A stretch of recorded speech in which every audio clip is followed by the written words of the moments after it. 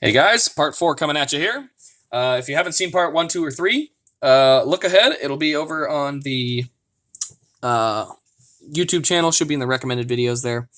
While I was at it, I just wanted to take a look, see if they still had the prong piece for the steerable steering wheel. And they do. The downside is I don't believe that the steering wheel can move. So one of those customization things you can do. I'm not going to mess with it on this one today, but I will be messing with it in the future.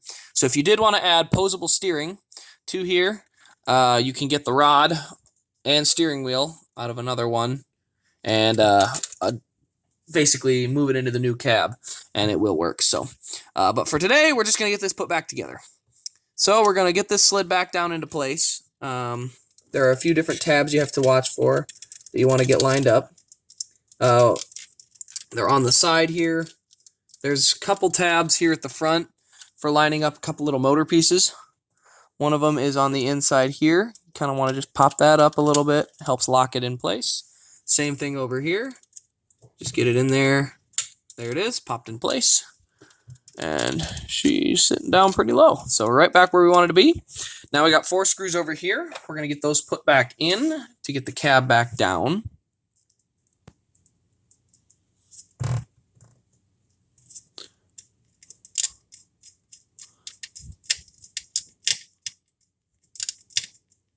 And these don't have to be super snug. You do want them tightened down, but you don't want to crank on them or anything. You know, this isn't doing anything but holding the chassis, the plastic chassis down. And yeah, it's just not really worth cranking on it or, you know, putting too much pressure onto it, because you can easily strip out these little screws. They're not super strong. So you just kind of want to get them rolling. Once you get them in place, you just kind of give it a little pressure, give it a couple extra little twists, and it'll be good. Same thing to the right side here. We do 2 more screws here. Oh, almost dropped. There we go.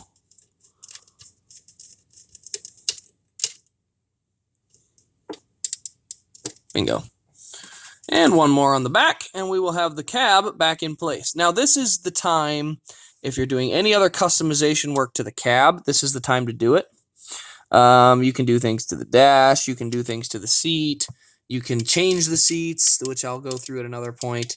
I do plan on changing the seats in one of my Chase Elliott diecast to a higher end seat that I can customize, put the Mountain Dew logos on and everything from Kansas. So that'll happen at a later date, though. So now everything's back together. This is all back to where we wanted it to be. Almost. Made one big mistake, and this is something that I wish I hadn't. So I'll get the rest of it assembled, but I'm going to end up having to take it apart. I put the wheel on the wrong side. This is the right rear. This is the left rear. Is it noticeable? Not really. Not to most. But it is still part of it. So what I actually have to do now is take it all back apart, pull the wheel off, and like I said, that's why I didn't want to glue it, and then flip it around. So, but we'll get it put back together and go from there. But one of those things of always watching what you're doing, because I just made that mistake. So then what I'm going to do here, I'm going to pull these out of their foam casing here. Good looking car. And we'll just tip this on its top. And we'll go ahead and throw the last 4 screws in. So we'll put screws in here, here, here, here, here, and here. I'm not going to put them all in today because I'm going to have to tear it all apart again anyway. But then once the screws are back down and tightened up, you can put this in here. It'll actually, because I kept both prongs, which is why it's, you know, oh, that's not the right one. This one. Because I kept both prongs, it'll get in here, line up, and you can pop it down. And then, if again, a dab of glue if you want. If not, it should stay in there pretty good, unless you're banging it around or something. Again, it's up to you. I know I'm going to take this back apart, so that's why I'm not going to put them all back together. But if you're thinking, I'm done, I'm not touching this ever again, you can put a little dab of glue on. I would recommend here in the center.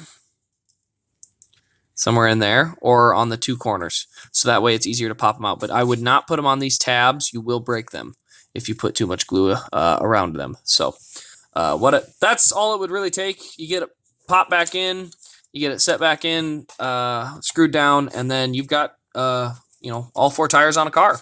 So that's all it really takes. It's not too bad.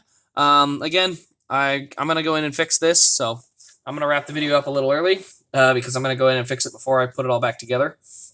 But the Jimmy Johnson's gonna be the same way. I'm just gonna get a regular old tire on that one, or I'm gonna take a regular tire and put it on a sander for a little bit, kind of chop it, get some pieces kind of wore into it, and get it a little customed up. But that's pretty much all it takes. So if you are one of those people that has a diecast like the Truex, like the Johnson, like I think there's a Harvick, any of them where they've blown the left rear off of it and you want a tire, any old tire will do with a sander, or you can get, like, I think that tire came off of a broken diecast that I had found, and so I use the tires for parts. So yeah, it is definitely a possible thing to do.